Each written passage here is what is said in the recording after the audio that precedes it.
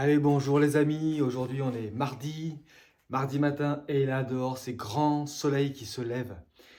Très très agréable, j'adore ça. Il commence à faire froid, mais j'adore ces matins où on voit en ombre chinoise tous les arbres avec le soleil qui pointe, on le sent, il arrive le soleil derrière.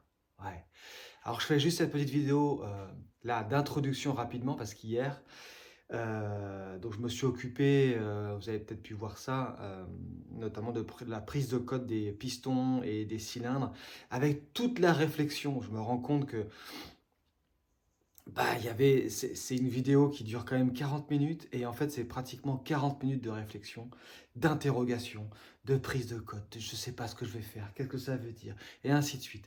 Et je trouve ça, voilà, je me suis demandé si j'allais pas couper tout ça, et finalement j'ai laissé ça, j'ai laissé la vidéo telle que, parce que c'est le processus que je trouve intéressant à partager. Voilà. J'aurais pu aller très rapide, hein, j'aurais pu faire une vidéo de 5 minutes en disant voilà, je prends les codes, voilà ce que je vais faire. Mais moi, ce qui m'intéresse, vous le savez, vous avez compris hein, jusqu'à présent, c'est justement de partager le process, ce qui se passe là, en regardant, en découvrant en même temps que vous, euh, eh bien, ben voilà, ce qui se passe sur le moteur, quoi, hein, c'est pas compliqué. Et donc, en fait, hier, après-midi, je me suis occupé et de la prise de code des cylindres et des pistons, et je me suis aussi occupé des culasses et du démontage des culasses et voilà, des vérifications aussi des soupapes et des guides et tout ça. Donc bah, j'ai voulu faire voilà, 2 vidéos, c'est beaucoup trop long et je sais que sinon vous allez vous ennuyer.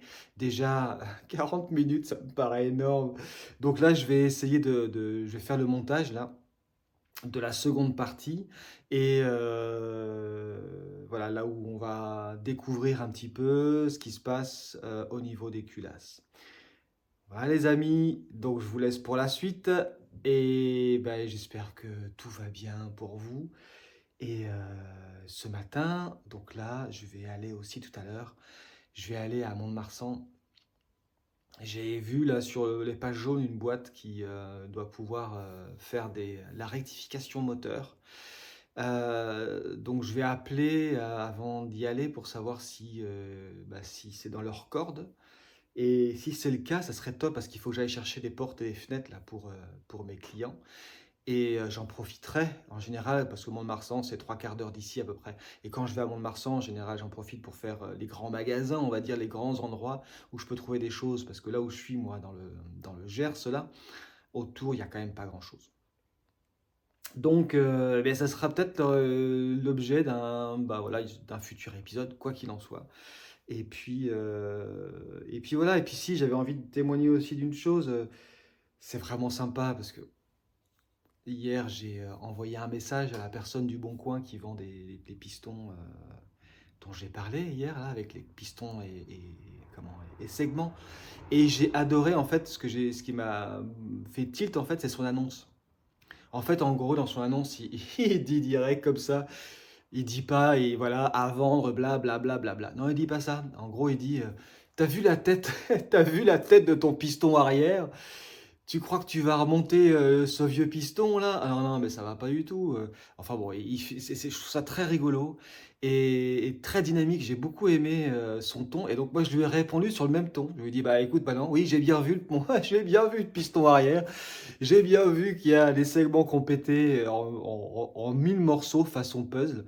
Et donc, effectivement, ça m'intéresse. Et donc, voilà, on est parti là-dessus. Et ce qui est vraiment sympa, c'est que, eh bien, un échange qui s'est ouvert. Et du coup, bah, voilà, il m'a donné quelques conseils, notamment au niveau du remontage.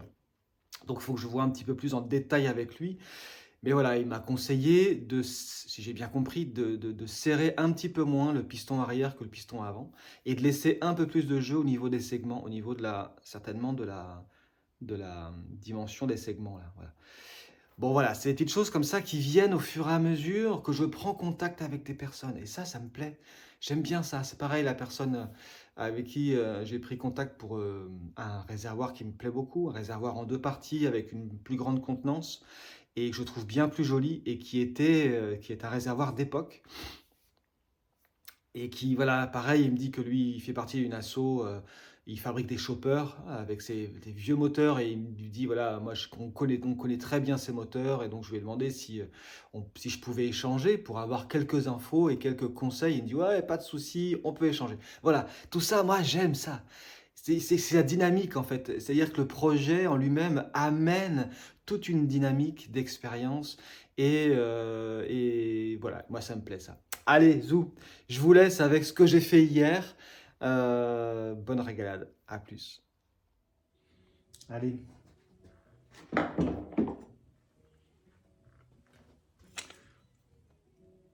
Vous connaissez ça?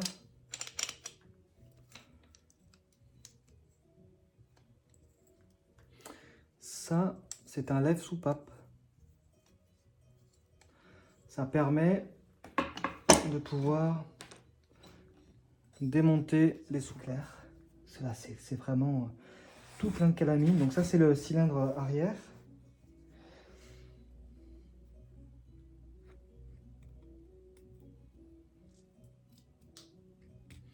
D'ailleurs, je me demande si j'ai pas d'abord intérêt à nettoyer ça. Comment je vais faire pour enlever toute la calamine là? J'ai une brosse là qui traîne. Je vais essayer avec une brosse pour voir. Bon alors j'avais cette brosse là à l'atelier là, j'ai branché sur ma visseuse. On va essayer de voir si ça marche. Je sais pas trop. On va faire attention au plat de joint là ici là, de pas le rayer. Parce que lui il est quand même vachement important. Mais par contre l'intérieur, on va essayer on va voir si ça peut faire quelque chose.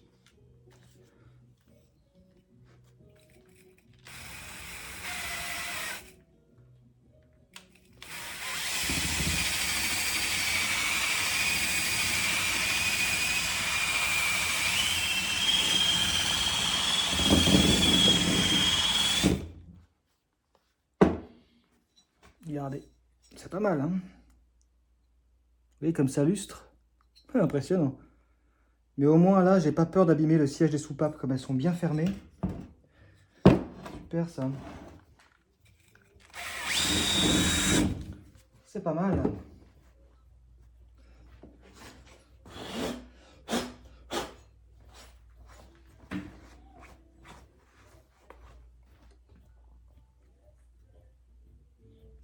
Voilà, ça donne, c'est assez rapide, hein? Impressionnant. Alors il reste quand même un peu de la merdouille là, mais je sais pas trop comment je vais gratter ça là autour. Et un peu là aussi au milieu. Il faudrait que je trouve quelque chose là qui puisse, je puisse utiliser, tiens, pourquoi pas un bout de...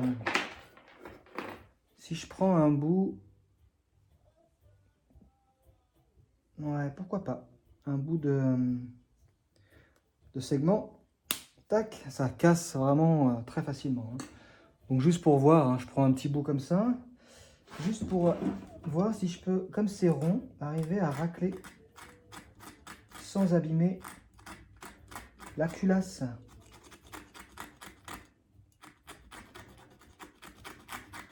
C'est pas mal.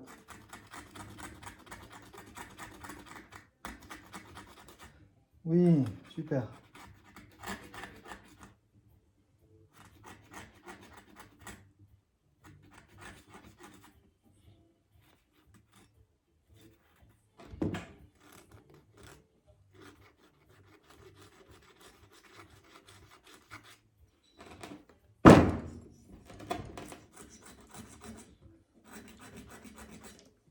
L'intérêt d'utiliser un bout de segment comme ça, c'est que c'est affûté et c'est rond. Ce qui me permet de ne pas utiliser le bout qui pourrait être pointu d'un outil, mais plutôt le rond là, qui lui va venir épouser l'arrondi qu'il y a à l'intérieur de la culasse. Comme ça, je n'abîme pas ma culasse. Et c'est ce qu'on veut. Réparer.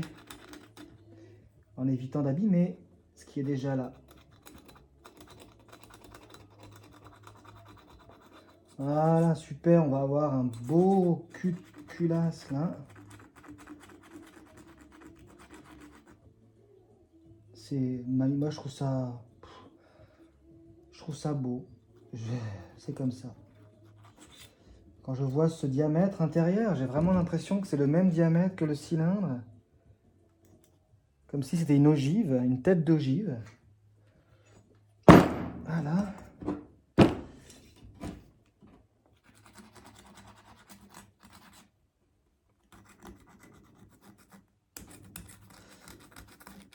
Donc je suis toujours dans mes recherches un peu de pièces, tout ça. Là, j'ai trouvé une selle qui m'intéresse, que j'ai commandée. Je vais recevoir bientôt. Voilà. Puis je vous aurais bien raconté aussi une anecdote. Tiens, j'y ai pensé là. Je vous ai raconté dans un épisode précédent ce voyage en Mongolie que j'ai fait, qui était pour moi vraiment un voyage initiatique. Donc, je suis parti avec ma moto, tout seul, en ne sachant pas quand j'allais rentrer, si j'allais rentrer. J'avais dit à mes amis et à ma famille, je leur avais dit, si ça se trouve, je serai de retour dans une semaine, parce que j'aurais eu trop les chocottes. Ou si ça se trouve, il y aura un projet quelque part qui va me plaire, et je resterai là-bas. C'était ça. Mais je voulais aller en Mongolie, et puis voir ce qui allait s'inviter à vivre. Et je vous ai raconté que donc, je suis allé dans le désert de Tunisie à toute fin. Je m'étais dit que ce serait vraiment une super transition avant de retrouver la France. Parce que c'était pas simple pour moi de revenir vers l'ouest, alors que j'avais fait toute une route vers l'est. Et je m'en suis rendu compte quand je suis arrivé à la frontière de la Chine. Je voyais la Chine derrière et là je me disais, là c'est le plus à l'est que je peux aller. Et à ce moment-là, je me suis dit, oh mais alors dis donc, tu pourrais reprendre ta route vers la Russie, là, passer au nord, aller à Vladivostok et prendre un bateau qui t'emmènerait en Australie. Et puis après, prendre un bateau qui t'emmènerait en Amérique, puis faire un tour du monde. Ça a été pour moi tout un questionnement à ce moment-là. J'avais pas envie de revenir. Et donc, je me suis dit, tiens, c'est curieux, regardez. Je gratte là la soupape d'échappement, là, et c'est tout brun, clair, sous la calamine noire. Et à ce moment-là, ça a été pour moi l'occasion de me rappeler de mon intention de départ. Mon intention de départ, c'était d'aller en Mongolie et de revenir. Et là, je sentais que c'était pas tant que je voulais faire un tour du monde, mais surtout que je ne voulais pas arrêter mon voyage. Je ne voulais pas rentrer. Et là, je me suis dit, ouh là là, si tu vas dans cette direction-là, tu vas te perdre. À un moment donné, tu vas te perdre, mon ami. Enfin bref, je suis reparti vers l'ouest. Et donc, après être arrivé donc, en Italie, je passais par le Kazakhstan, je passais par le sud-ouest du Kazakhstan, j'ai pris un bateau pour traverser la mer Caspienne et je suis arrivé en Azerbaïdjan, d'où j'ai continué ma route par la Géorgie, la Turquie, la Grèce où je suis resté coincé quelques jours parce c'était l'époque où il y avait des grèves, où la Grèce était en critique et il y avait des grèves partout. Donc je ne pouvais pas prendre de bateau pour aller en Italie. Donc j'attendais. J'avais été voir aux frontières et tout était fermé. Et donc je me voilà en Italie, me voilà passé en Tunisie, où je devais rester 10 jours. Et où finalement, j'ai eu la sensation de rencontrer une famille d'âmes, j'appelais ça comme ça. Des gens dans une même démarche que moi, que je sentais très proches. Des personnes que je n'avais jamais vues de ma vie, et qu'au premier regard, j'avais l'impression de les connaître déjà. Ça, c'était hyper fort pour moi. Je devais rester 10 jours, et donc j'avais pris mon billet de bateau de Carthage à Marseille pour rentrer en France. Donc, le jour du départ approche. Je m'en vais, et figurez-vous que 1 km après le camp, donc dans le désert, là, 1 km après le camp sur la piste, je tombe en panne avec ma moto. Et tout de suite, je sais, j'entends et je sais que c'est la chaîne de distribution qui a cassé. Et là, je me suis dit, bah, mon coco, déjà le bateau, tu l'as perdu, hein, parce que là, tu n'as plus le temps de prendre ton bateau. Et puis la moto, et ben là, avec une chaîne de distribution pétée, il y a de fortes chances que c'est à abîmer une soupape. Et que là, bah, tu ne pourras pas réparer ça, là, comme ça, voilà. Et ça a été tout un processus. Je me suis même demandé si j'allais pas laisser la moto en Tunisie, ou alors la faire passer en Libye. Et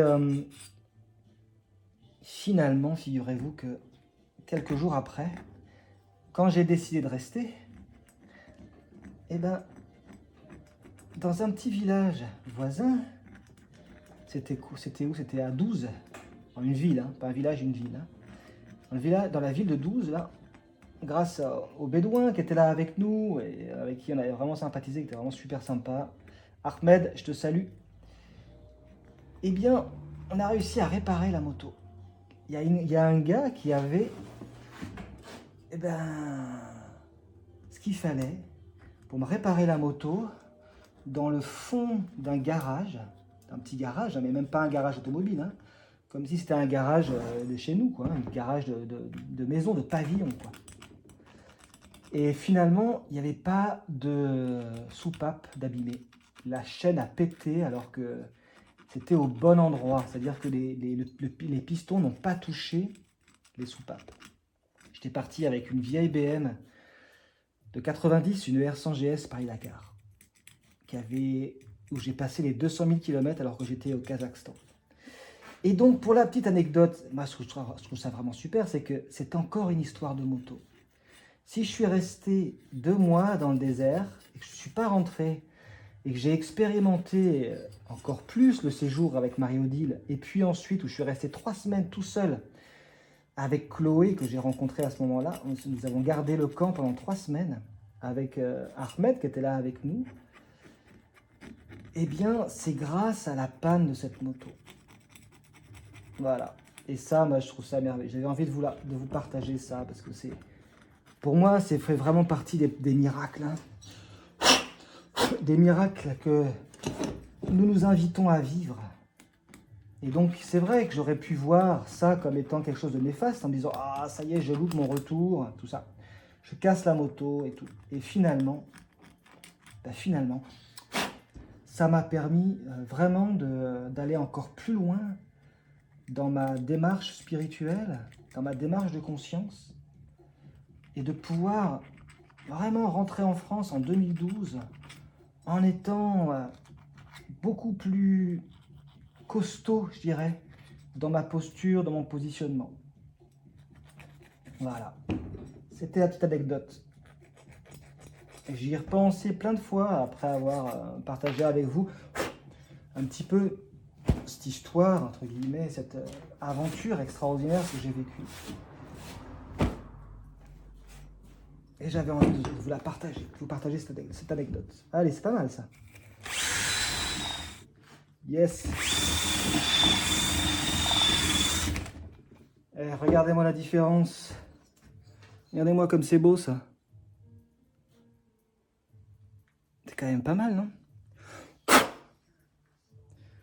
Voilà, donc là, moi je dis que c'est suffisamment propre. Ah, il reste encore un petit peu de saleté là. Mais franchement, comparé à c'était...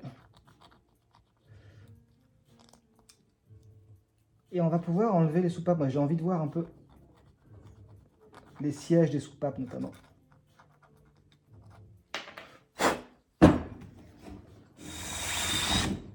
Voilà.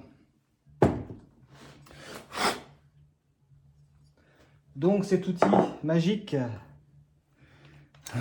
pour la petite anecdote, j'ai acheté cet outil. Donc, c'est du Facom, hein. Ça, c'est de la bonne qualité, ça. Hein. C'est de la qualité à vie. Hein. Je me rappelle, c'était l'époque où c'était ma 3e moto. J'avais acheté une Moto Guzzi, une 1000 California 2. Et bah voilà, je voulais refaire le haut moteur. Et j'avais quel âge à cette époque? Je sais pas, avoir 65 ans peut-être. Et donc j'avais pété la tirelire pour m'acheter cet outil, celui-là, et puis une clé dynamo. Une clé dynamométrique aussi. Et c'est génial. Parce que ça, c'est un peu comme un serre-joint. On vient... C'est pour venir comprimer les ressorts ici. Comprimer les ressorts qui va nous permettre d'enlever les petits clips qui tiennent en fait la corolle du dessus, qui tiennent les ressorts. Voilà.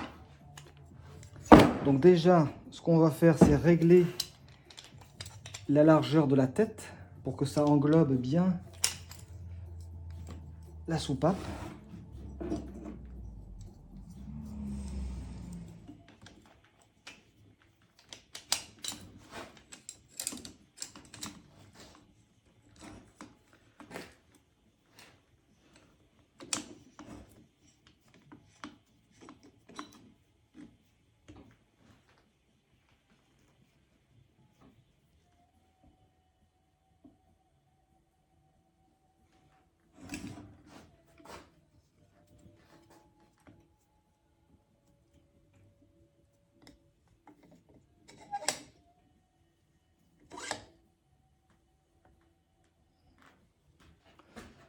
Voilà, pour moi c'est beaucoup mieux ça.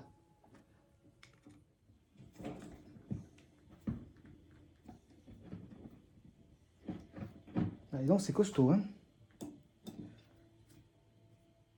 Vous voyez les petits clips sont là. Il faut juste que j'arrive à les... Voilà, tac. Une petite clavette, tac. Et la deuxième. Hop.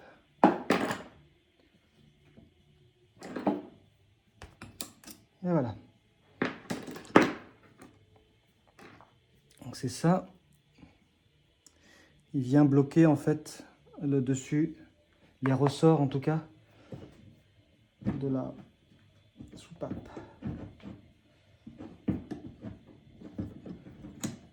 Maintenant je desserre. Et donc là, à un moment donné, évidemment, je vais me retrouver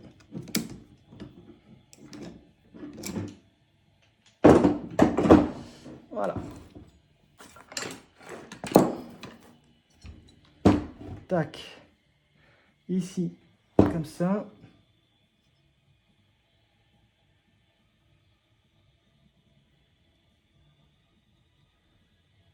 Donc il y a les deux ressorts, un gros et un petit.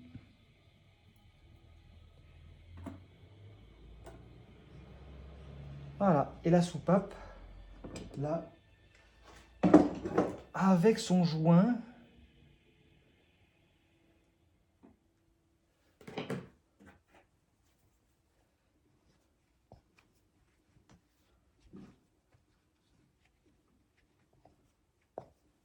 Ça a l'air plutôt propre quand même, hein.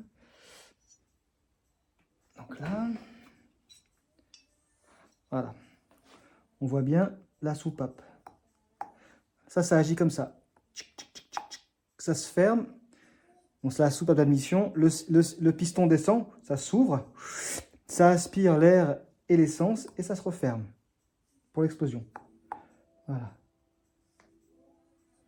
Donc là, on peut voir si on a un jeu latéral comme ça.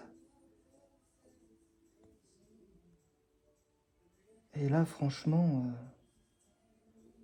il n'y a rien. Pas de jeu. Elle n'est pas tordue. Si je la tourne comme ça, je vois qu'elle n'est pas tordue. Donc, eh bien, de toute façon, on changera le joint qui est là. Voilà. Vous voyez le joint là, ici? Ça, pour moi, ça a dû être fait, refait, je pense, aussi en même temps. Peut-être que si les segments ont été changés, parce que ce joint-là, pour moi, je ne suis pas sûr qu'il soit d'origine. Je ne sais pas, mais bon, on verra bien. Donc là, le joint, on le changera. Parce que c'est lui qui va faire l'étanchéité de l'huile. Mais le guide, en tout cas le guide de soupape, il est nickel. Il n'y a pas de jeu dans la soupape. Donc ça, c'est une très bonne nouvelle. Allez, on va enlever la soupape. Ouais. Le joint bouge. Maintenant, arrête pour le sortir. J'ai pas envie d'abîmer la soupape. Alors, est-ce que si je tapote un petit peu... Bon là, il va falloir que je range un peu là. Je suis pas forcément très bien ici là. Si je tapote un peu là... Ah bah voilà. Pouf. Il y avait juste ça à faire. En douceur, encore une fois. Il n'y a que la douceur qui compte, hein, qui marche bien. Hein, voilà. Voilà. La soupape d'admission. Avec un petit bout de joint qui reste sur mon doigt là. Et on voit elle est bien huilée, bien huileuse. Donc à mon avis, le joint n'était plus efficace. D'ailleurs, on voit bien ici que c'est plein de calamine aussi, ça. Donc ça, par contre, on va pas nettoyer ça avec la brosse métallique parce que ici, là, eh bien, c'est l'endroit où la soupape fait son étanchéité sur la culasse. Et là, il faut surtout pas rayer ça. Mais là, c'est propre. Donc, ce qu'on fera, quoi qu'il en soit, c'est un rodage de soupape.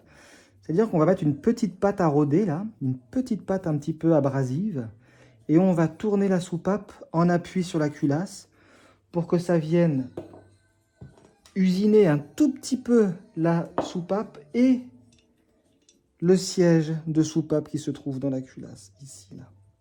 Voilà.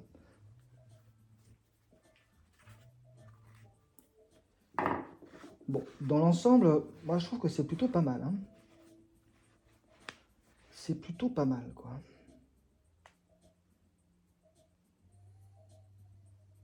Donc on va pas s'amuser trop à aller nettoyer là-dedans, hein. Moi j'ai pas envie de trop. Allez, deuxième.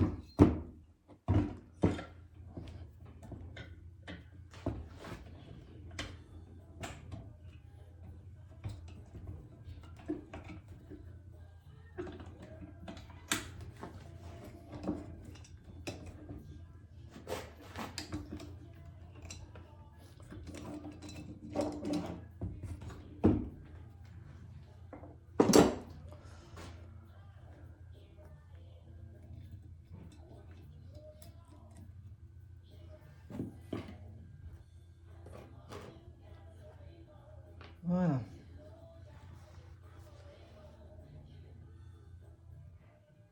Ah bah oui, d'accord. Bon, alors là, de ce côté-là, regardez. Le joint. Regardez où se trouve le joint. Vous voyez ce joint-là? En fait, il était barré. Il tient plus rien. Voilà, il tient pas. Donc là, ça, c'était ouvert, en fait. Donc, il n'y avait plus aucun joint à cet endroit-là. Donc, évidemment, que là, ça fuyait l'huile. C'est pour ça qu'on avait, on avait le piston qui était tout huileux à cet endroit-là. Parce que là, on est à l'échappement. Ah oui, là, c'est pareil. Vraiment, il faudrait que vous puissiez toucher, quoi. Mais là, ça se... Il n'y a pas de jeu du tout, quoi, hein. C'est nickel. Là, c'est hyper propre. Tac.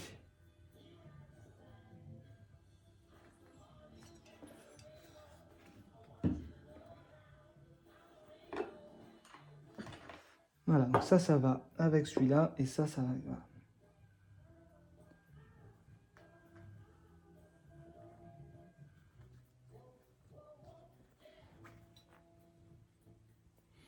Voilà, donc ça c'est la soupape d'échappement qui est plus petite que celle d'admission.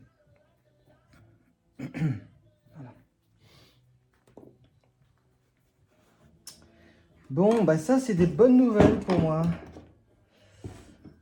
Ouais, alors est-ce que je pourrais arriver à faire levier là-dessus pour enlever ce joint?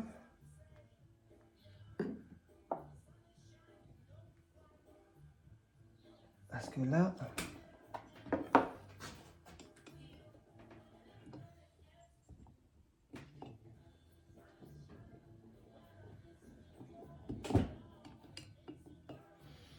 Donc là, je m'en fous de le bousiller, hein, le joint, évidemment, puisqu'on ne va pas le remettre. Hein. Voilà, ça y est, il va sortir. Là. Ça y est.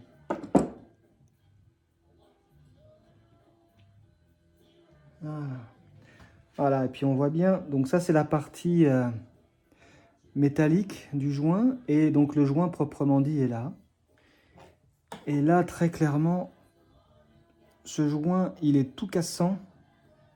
Il est, bon voilà, il est vraiment tout pourri. Hein, voilà. Donc là, il ne pouvait pas y avoir une bonne étanchéité, hein, quoi qu'il en soit, à l'huile. Bon, ok. Celui-là, et donc, l'autre était celui-là.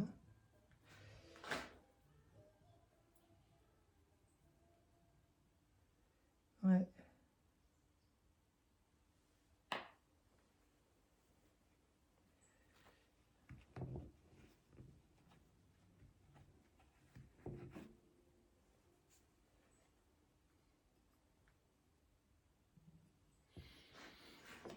Voilà, bon, bah c'est super ça.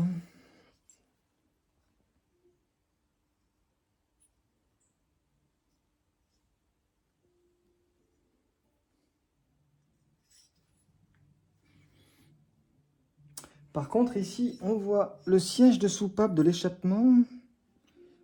Vous voyez la couleur? Bon, là, on voit la couleur du siège de soupape de l'admission et celle de l'échappement, elle est toute noire. Pas aussi brillante du tout. Et même au niveau de la soupape, voilà, on voit bien la différence entre les deux. Toute noire et celle-là, elle est propre. Donc là, c'est clair qu'un rodage de soupape s'impose ici. Ouais, surtout, c'est ça. C'est que ça, on dirait que c'est vitrifié. Ouais, c'est possible que ce soit l'huile qui crame, là, qui a vitrifié le métal. Parce que là, carrément, c'est plein de suie, quoi. Ah, c'est tout crado là-dedans.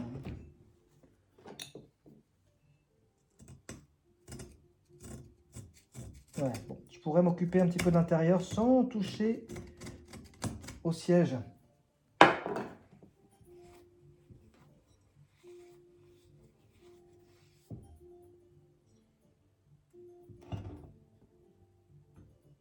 Ça, ce sera un bon rodage de soupape aussi là-dessus.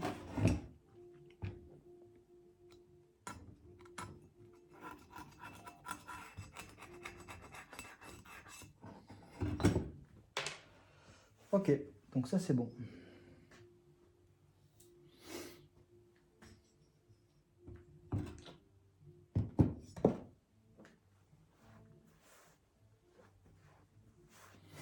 Allez, zou. Bon, bah, je vais m'occuper de l'autre. Ça sera la même chose. Et puis je reviendrai vers vous si jamais je vois qu'il y a des surprises de l'autre côté.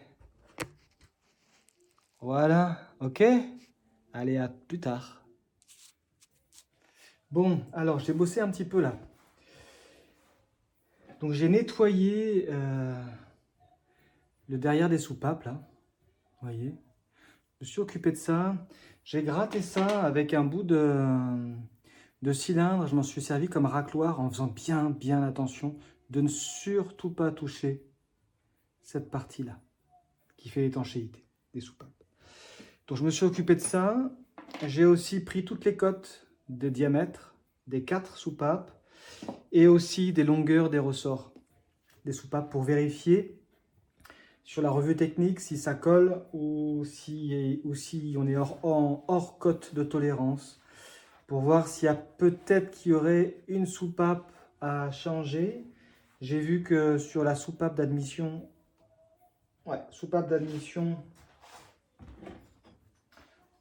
du cylindre avant,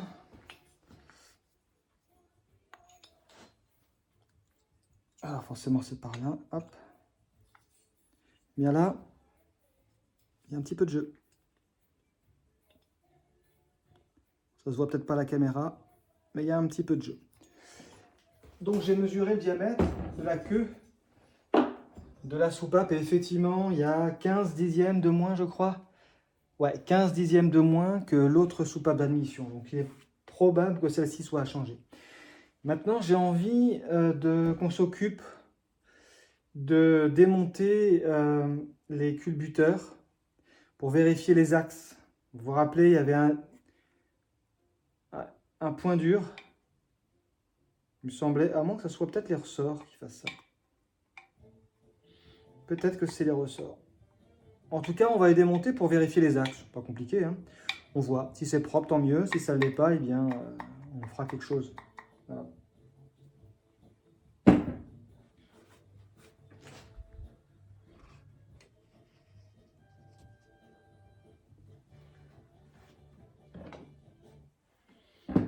Donc là, avec une clé de 16, ça passe. On va enlever les écrous là et là. Et on va essayer de tirer, de faire sortir les axes par l'autre côté. On va voir si c'est possible. Ah, impeccable celui-là.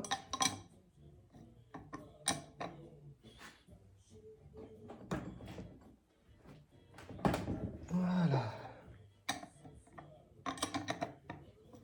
Impec. Donc là,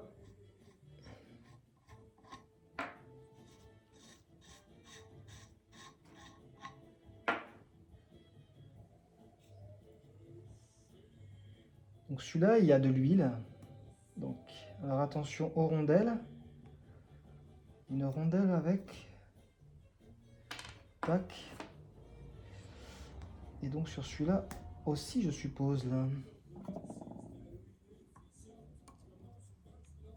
Oui. Curieux, elle est toute collée, celle-là.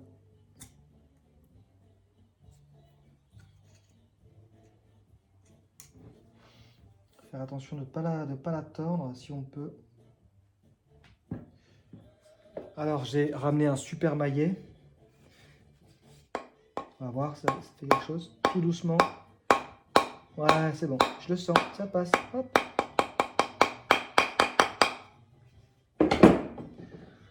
Voilà, et de l'autre côté,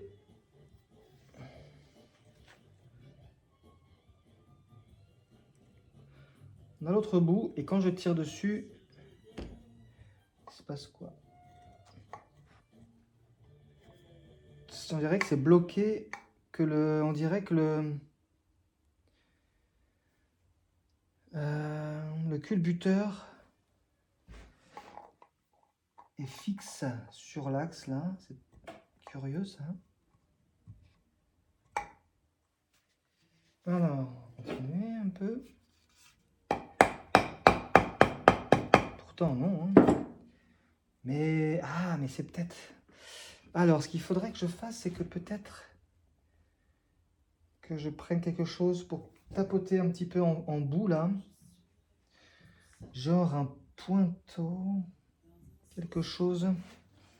Avec ça, si je tape tout doux, tranquillou, là, comme ça, donc vous ne voyez pas, voilà, avec ça,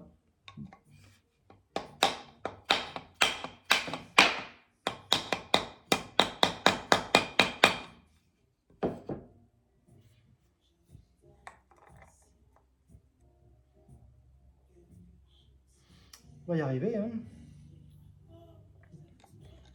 C'est curieux que ça soit quand même aussi ajusté. Voilà, paf.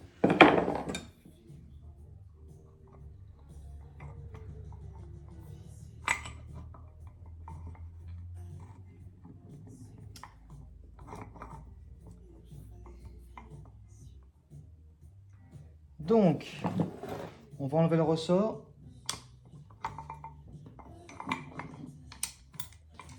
Déjà, la rondelle qui fait la jonction et le ressort. Voilà. Et le petit ressort qui permet de caler le culbuteur en butée en fond ici. Voilà, et là...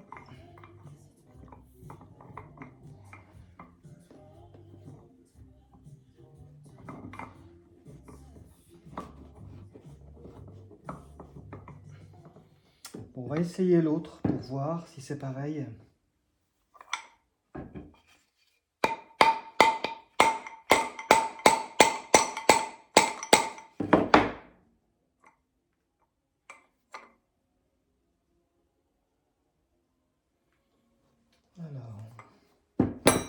pense que ça...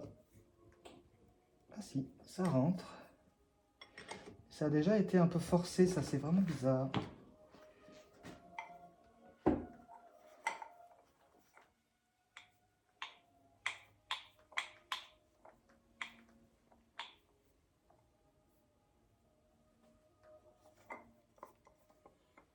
Bon, super. Ça a permis à la rondelle de sortir. Maintenant...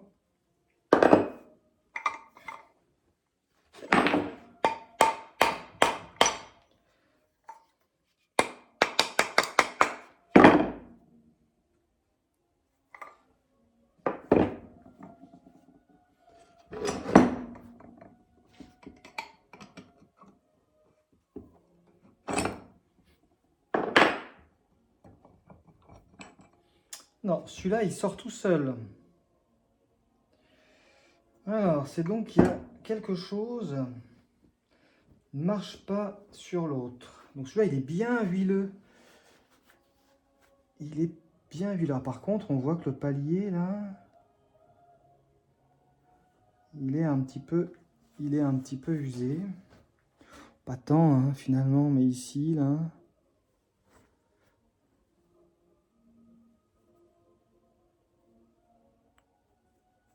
Faudra changer ces joints là. Là, il y a un joint torique là. Il faudra que je change. Donc, de ce côté-là, ça a marché sans souci.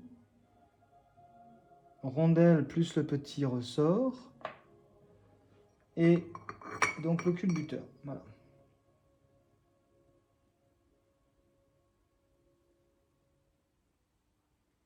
Qui est vraiment, vraiment propre lui. Vraiment, franchement.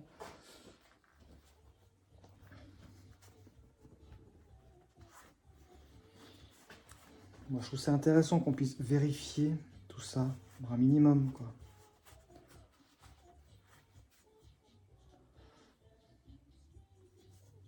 Ce qui me plaît, c'est qu'il est bien gras. Voilà, ici, par exemple, si on voit, là, il y a un petit trou, ici, qui permet de lubrifier, de faire passer l'huile dedans, qui permet de graisser l'axe, enfin de huiler l'axe. Alors ça, il vient là avec ça.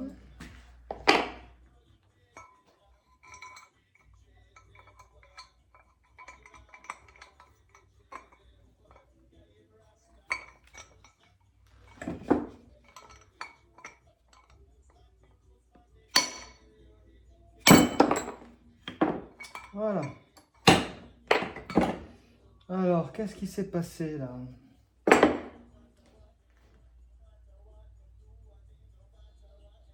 Ouais, il s'est passé quelque chose ici. Hein. Ouais. Ouais, vous allez peut-être pas voir à la caméra, mais ici, là, c'est là où ça venait bloquer. Et en fait, ici, il y a le métal qui est un petit peu enfoncé, là. Voilà, et moi, je prenais appui en plein axe, là, au plein centre de l'axe. Donc, c'est pas mon outil qui a fait ça. Là, ça va. Et c'est là. Tac, là. Donc, ok.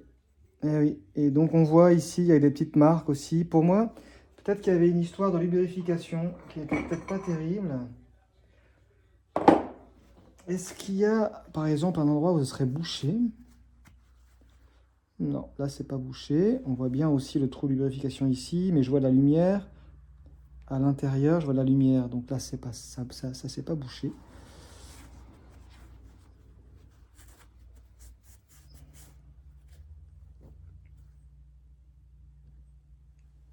Et là aussi, on dirait qu'il y a un perçage ici, là. Par contre, je sais pas où il mène celui-là. Est-ce que là, c'était pareil ou pas? Non, celui-là, c'est pas pareil. Non.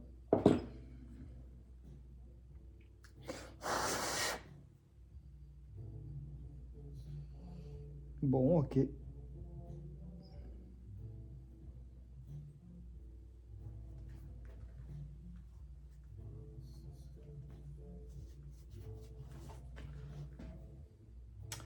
Donc là, on ne peut pas se tromper hein, entre les deux, puisqu'il y en a un gauche et un droit.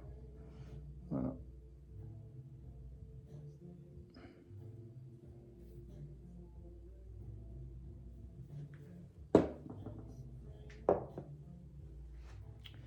Bon, après, on va nettoyer tout ça à l'essence.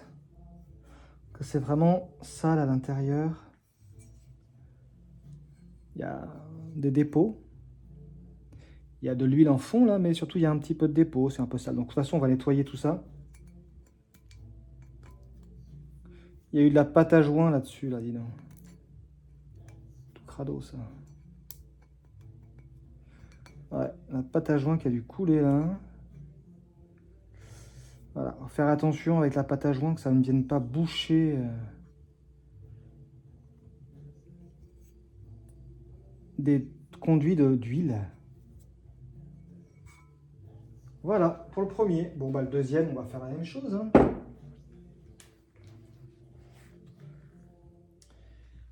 Bon, bah voilà. Voilà un petit peu où on en est, là. Donc j'ai terminé de démonter les autres axes, là, de l'autre cache culbus. Ça venait sans problème. J'ai constaté que sur...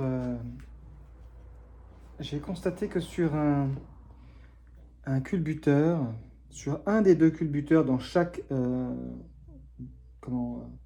de chaque côté du moteur, bien sûr un des deux, il y a un petit trou ici. Je ne sais plus si ça va à l'avant ou à l'arrière, enfin peu importe, qui permet certainement de huiler, de huiler les axes à l'intérieur. Celui-là, il était débouché quand j'ai mis un coup de pchit dedans. J'ai vu que ça coulait à l'intérieur. Par contre, l'autre, celui que j'avais du mal à démonter tout à l'heure, eh bien, je me suis rendu compte que quand je pchite dedans, je ne vois pas sortir à l'intérieur. Donc, peut-être qu'il est bouché. Donc, m'occuperai de le déboucher avec une petite aiguille, une petite épingle. Et puis, de passer un coup de soufflette dans tout ça. De toute façon, on va tout nettoyer à un moment donné. Donc, je m'occuperai de ça en même temps. Voilà. Hop. Voilà. Bon. Donc, bon, bah voilà. C'était le petit boulot de l'après-midi de ce lundi 11 novembre. Bah, ça continue à se démonter. On continue à voir eh bien, ce qu'il y a à faire et ce qu'il n'y a pas à faire. Et je suis plutôt satisfait finalement des soupapes.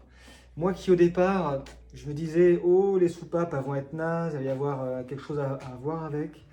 Finalement, ben, on voit que les joints de queue de soupape étaient nazes. Et à mon avis, l'huile passait par là. J'ai simplement une soupape où il y a un petit peu de jeu.